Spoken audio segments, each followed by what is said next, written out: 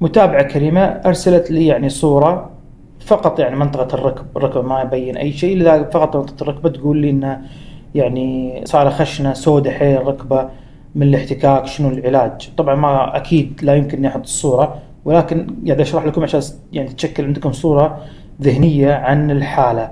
شنو العلاج؟ شفتها يعني السواد الركبة عند الأخت اللي زدت صورتها متوسط، لذلك ما وصلنا مرحلة يعني خلينا نقول مثلا كالغريق لا يخشى البلل، لأن نستخدم أقوى العلاجات ما راح تصير أكثر سوءا، لذلك هي متوسطة. فنصيحتي لك لا تستخدم تقشير نهائيا، فقط ترطيب المنطقة، سجادة سميكة، عدم الاحتكاك، تلبسين شيء سميك، ما الركبة عندك ما تحوش الأرض إلا على سجادة سميكة، ترطيب المنطقة باستمرار باستمرار، وراح تفتح وياك إن شاء الله. لا تستخدمين أرجوك أي ليزر، أي تقشير كيميائي كريستالي، أي إبر، لا تسوين شيء في الركبة عند العيادات.